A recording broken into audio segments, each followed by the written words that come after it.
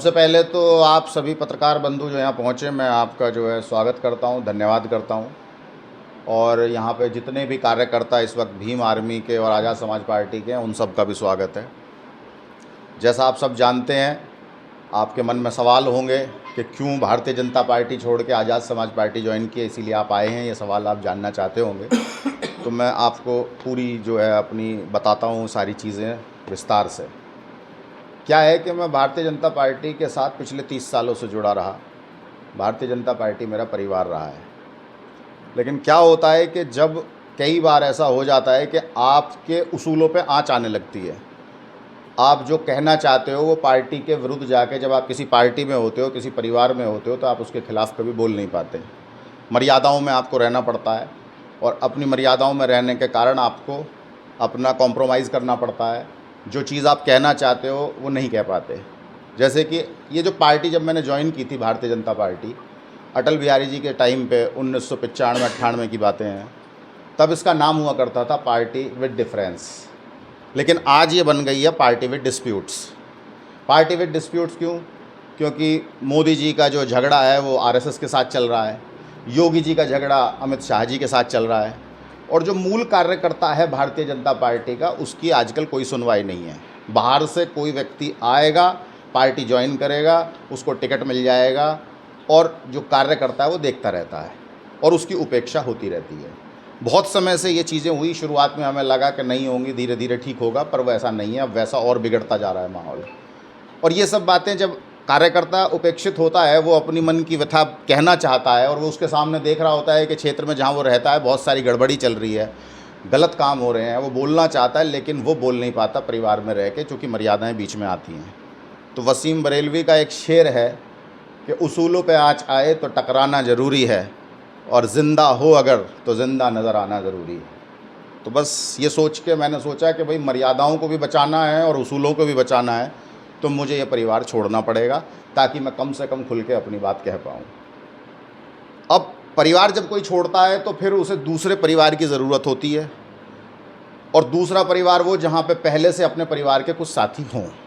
मेरे पास कांग्रेस भी एक ऑप्शन था। राजस्थान में अगर मुझे चुनाव लड़ना होता या सिर्फ एमएलए बनना होता तो मैं कांग्रेस ज्वाइन करता, क्योंकि कांग्रेस आने वाले समय में अगर कोई टक्कर दे रहा है आज राजस्थान में, तो सबको पता है कि वो कांग्रेस ही है भाजपा का विकल्प। मैंने आज़ाद समाज पार्टी क्यों चुनी?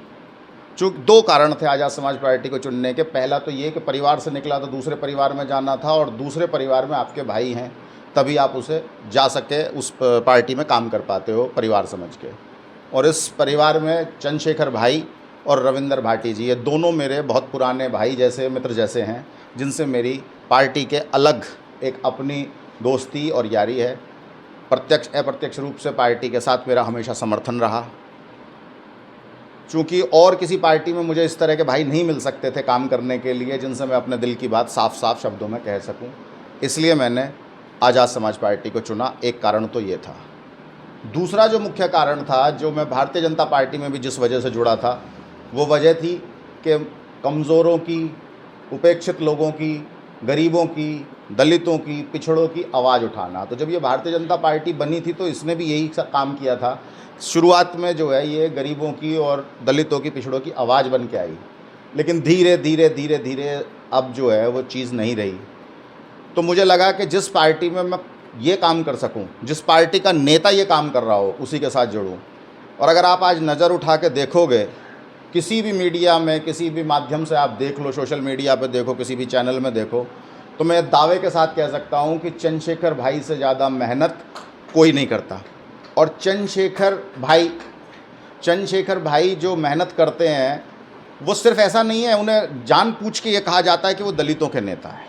वो दलितों के नेता नहीं हैं, केवल दलितों के नेता नहीं हैं, वो गरीबों के भी नेता हैं, वो पिछड़ों के भी नेता हैं, वो हर कमज़ोर वर्ग के नेता हैं, वो महिलाओं के भी नेता हैं। जब भी कोई आदमी आवाज़ नहीं उठाता किसी और समाज की भी, या किसी ऐसे मुद्दे पे जब कोई नहीं बोलता, तब चंद्रशेखर भाई संसद में खड़े होकर दहाड़ते हैं। तो मुझे इन्हीं चीज़ों से मैं प्रभावित था चंद्रशेखर भाई की, कि जब ज़रूरत होती है वो हर एक के लिए बोलते हैं, हर एक के लिए वो खड़े होते हैं, आवाज़ उठाते हैं। और इसी नीति की वजह से मुझे वो बहुत पसंद, मेरे पसंदीदा नेता बन गए। और मैं धीरे धीरे धीरे धीरे, भाई तो पहले से ही थे, मेरी उनसे पहले से मुलाकात होती थी, मैं मिलता रहता था, लेकिन उनके कामों को देखकर और उनकी मेहनत को देखकर मैं प्रभावित होता गया और मुझे लगा कि मेरे लिए अब सबसे सही रास्ता यही है कि मैं उनके साथ कंधे से कंधा मिलाकर काम करूं, मेहनत करूं और आज़ाद समाज पार्टी को आगे बढ़ाने में उनकी मदद करूं। तो यही थी मेरी जो मुझे आपको बताना था। आप कुछ पूछना चाहें तो पूछ सकते हैं। राणा जी, आपने लगभग 3 साल पहले भारतीय जनता पार्टी में शुरुआत की नगर से, जी और गांवों में, शहरों में जा जाकर लोगों से संपर्क भी किया, सुख में दुख में जैसे भी। अब आपने आज़ाद समाज पार्टी से संबंधित में बनाया है, उसमें ज्वाइनिंग की है। आगे क्या उद्देश्य है, क्या? देखिए, उद्देश्य मैंने आपको बता दिया, चुनाव लड़ना उद्देश्य नहीं है। और अभी चुनाव जिला पंचायत के आ रहे हैं। मैं आपके सामने या सबके सामने कह रहा हूँ, मैं जिला पंचायत का चुनाव नहीं लड़ने जा रहा हूँ। हाँ, मेरी पार्टी का कोई व्यक्ति अगर चुनाव लड़ना चाहेगा आज़ाद समाज पार्टी से, तो मैं उसे पूरी मदद करूँगा, उसका पूरा समर्थन करूँगा। वो अगर वो जो है जिला पंचायत का चुनाव लड़ना चाहता है, जिला प्रमुखी का चुनाव लड़ना चाहता है, तो आए, हम उसके साथ खड़े हैं तन मन धन से। ये तो हो गई पहली बात। मैं चुनाव लड़ूंगा तो जब एमएलए के चुनाव आएंगे या एमपी के चुनाव आएंगे, सांसद और विधायक का चुनाव मैं लड़ूंगा, जो भी पार्टी तय करेगी। उसके अलावा मैं यहाँ चुनाव नहीं लड़ूंगा। पहली बात, मेरा उद्देश्य बिल्कुल क्लियर है, मैंने आपको बता दिया कि जिनकी आवाज़ कोई नहीं उठाता, जिनकी आवाज़ दबाई जाती है, उनकी आवाज़ में बनने आया हूँ, उनकी मदद करने आया हूँ। भारतीय जनता पार्टी को जब मैं यहाँ नगर में कर रहा था तब भी यही वजह थी, क्योंकि तब यहाँ भारतीय जनता पार्टी का विधायक नहीं था, और मैं इसीलिए इससे जुड़ा था कि मुझे यहाँ उनकी आवाज़ उठानी थी जिनकी आवाज़ दबाई जा रही थी। और मैंने वो काम बखूबी किया भी, और पूरी मेहनत के साथ किया।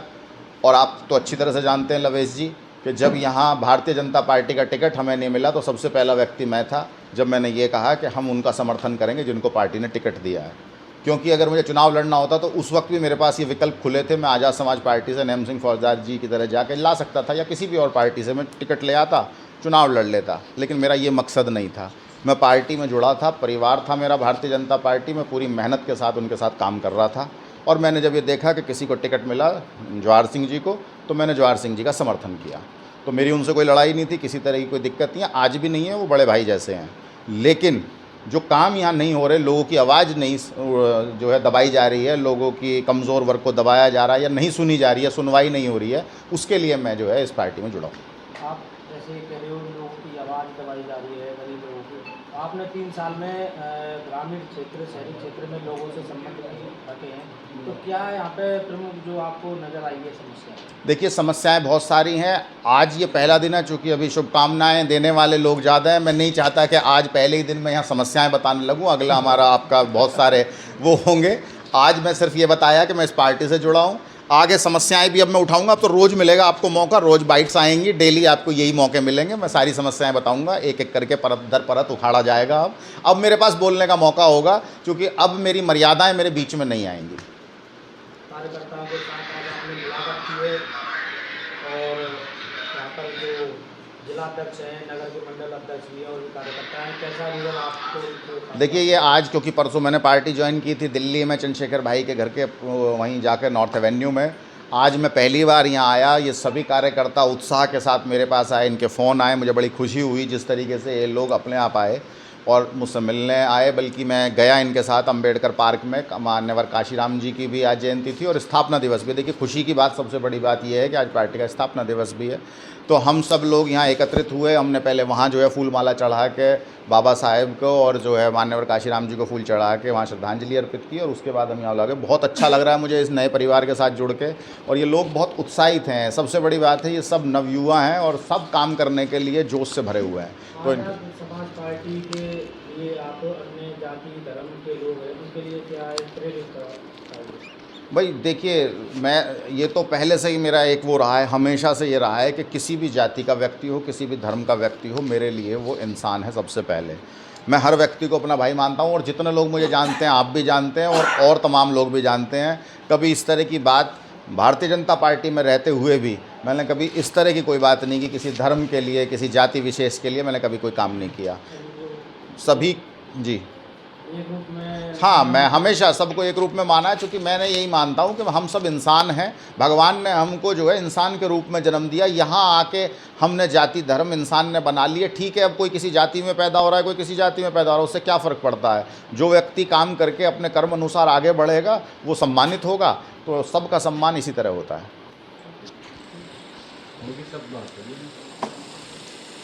कांग्रेस बीजेपी का ही ज़्यादा बर्जस्त रहता है। अभी आने वाले 28 के विधानसभा चुनाव में क्या लगता है आज़ाद समाज पार्टी का क्या रोल रहेगा? देखिए, ये आपने बिल्कुल ठीक कहा कि कांग्रेस और भाजपा राजस्थान में पहले से जमी हुई पार्टी हैं और जिन्हें चुनाव लड़ना होता है, जैसे मैंने बताया, तो वो इन दोनों का ही दामन थामते हैं। लेकिन चूंकि यहाँ चुनाव की कोई टेंशन नहीं है, चुनाव तो लड़ेंगे, जीतेंगे हारेंगे वो अलग विषय है, पर हम इतनी मेहनत करेंगे, इतनी ताकत लगा देंगे इस पार्टी के लिए, जितनी चंद्रशेखर भाई ने पूरे हिंदुस्तान में इस पार्टी को खड़ा किया है जिस तरह से, उसी तरह से राजस्थान में हम भी इसको तीसरा विकल्प बना के लेके आएंगे। अच्छा राणा जी, थर्ड फ्रंट के तौर पर कितनी सीटें लगभग, अभी जैसे विधानसभा की सीटें भी बढ़ने वाली हैं 27 के परिसीमन में राजस्थान के अंदर, तो क्या लगता है कितना जो फैक्टर है वो साबित होगा? देखिए, ऐसा है, अभी लंबा विषय है, चूंकि अभी पहले तो परिसीमन हो जाने दीजिए, कितनी सीट बढ़ रही हैं उसके बाद, और परिसीमन होने के बाद ये समीकरण बदल जाएंगे। जिस सीट पे आज जो है कोई भाजपा मजबूत है या कहीं कांग्रेस मजबूत है, समीकरण हो सकता है बदल जाए परिसीमन के बाद, वहाँ पे वो दोनों पार्टी मजबूत ना रहें, तो हो सकता है तीसरा मोर्चा उभर के आ जाए। तो ये कैलकुलेशन आप चुनाव के आसपास पूछिएगा, तब हम ठीक से बता पाएंगे। अच्छा, लास्ट सवाल राणा जी, चंद्रशेखर आज़ाद जी कब तक नगर विधानसभा में पधारेंगे? देखिए भाई, जो है अभी आज बाराबंकी में मीटिंग है, बहुत बड़ी रैली चल रही है, उसके बाद कई सारी लगातार उनके कार्यक्रम लगे हुए हैं, क्योंकि पश्चिमी उत्तर प्रदेश में वो बहुत ज़्यादा काम कर रहे हैं, पूर्वी उत्तर प्रदेश में भी ज़्यादातर वो कर रहे हैं। चुनाव 2027 में यूपी का सामने है, उनके पास समय की कमी है, लेकिन वो जब उनके साथ ऐसा भाई वाला रिश्ता है और वो अपने भाइयों के लिए कहीं भी पहुंच जाते हैं कभी भी, तो जब भी उनके पास समय होगा बीच में उनसे बात करके समय लिया जाएगा, एक कार्यक्रम राजस्थान में रखा जाएगा, नगर में रखा जाएगा और उनको बुलाया जाएगा। आपको उत्तर प्रदेश चुनाव में, विधानसभा चुनाव में अगर काम दिया जाता है तो आप वहाँ पर भी काम मैं जो भारत में जहाँ भी देगी पार्टी में हर जगह करूँगा, लेकिन अगर चुनाव लड़ने का विषय होगा तो सिर्फ राजस्थान के ब्रिजनगर के अंदर विधानसभा का, या यहाँ किसी ज़िले में अपना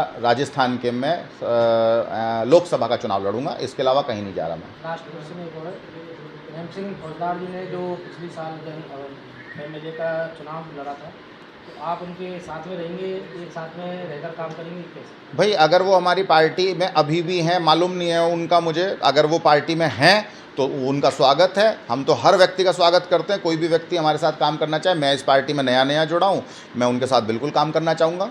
सर, यहाँ कोई घटनाएं होंगी दलित समाज पर, तो आप उस संघर्ष में उनके साथ में खड़े होंगे? बिल्कुल खड़े होंगे। देखिए क्या होता है, अपराधी, जैसे अभी हमारी बात हो रही थी, किसी एक उसका धर्म जाति का नहीं होता, अपराधी अपराधी होता है। हो सकता है वो दलित समाज में भी होते हैं, ऐसा नहीं है कि दलित समाज में अपराधी नहीं है, या गुजर समाज में अपराधी नहीं है। मैं गुजर समाज से आता हूँ, हर समाज में अपराधी होते हैं। अगर गलत होगा तो कानूनन और संविधान से चलने वाली पार्टी है, हम संविधान को मानते हैं। संविधान से जो न्यायपालिका डिसाइड करेगी, हम उसके लिए आंदोलन भी करेंगे, खड़े भी होंगे। न्यायपालिका का जो भी फैसला होगा वो सबको मान्य होगा, वो सबके लिए आवाज़ उठाई जाएगी। Thank you. आपका बहुत बहुत धन्यवाद, शुक्रिया।